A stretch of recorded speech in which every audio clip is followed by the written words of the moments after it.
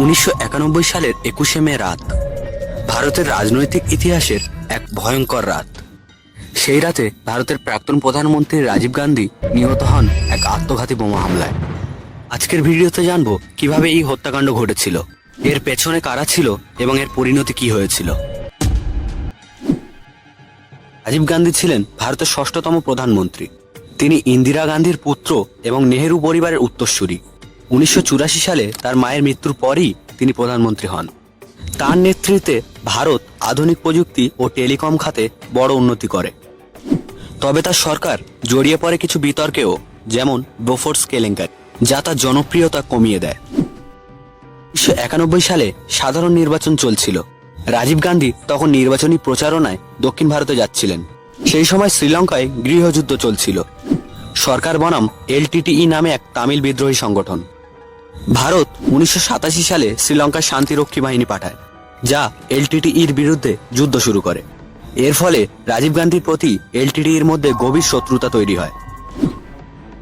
1991 সালের 21শে মে রাজীব গান্ধী তামিলনাড়ুর শ্রীরামবুদুরে একটি নির্বাচনী সভায় যাচ্ছিলেন।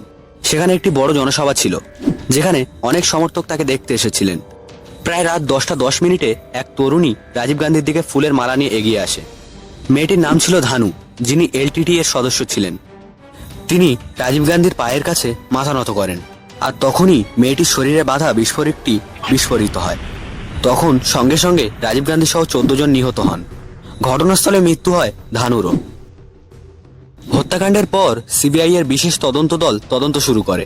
প্রমাণ মেলে যে ষড়যন্ত্রটি এলটিটিই এর পরিকল্পনায় হয়েছিল। প্রভাকরণ ছিলেন এর মূল হোতা। পরে ভারত সরকার 41 জনকে অভিযুক্ত করে, যার মধ্যে 26 জনকে মৃত্যুদণ্ড দেওয়া হয়। তবে পরে কিছু দণ্ড কমানো হয় এবং কয়েকজনকে আজীবন কারাদণ্ড দেওয়া হয়। এই মামলায় বিচার চলে বহু বছর ধরে। 2018 সালে তামিলনাড়ু সরকার কিছু দণ্ডপ্রাপ্তকে মুক্তি দেওয়ার সিদ্ধান্ত নেয়। রাজীব গান্ধীর হত্যার পর ভারত জুড়ে নেমে আসে শোকের ছায়া। তার মৃত্যুতে কংগ্রেস দলে বিশাল প্রভাব পড়ে। পরবর্তীতে তার স্ত্রী সোনিয়া গান্ধী রাজনীতিতে প্রবেশ করেন।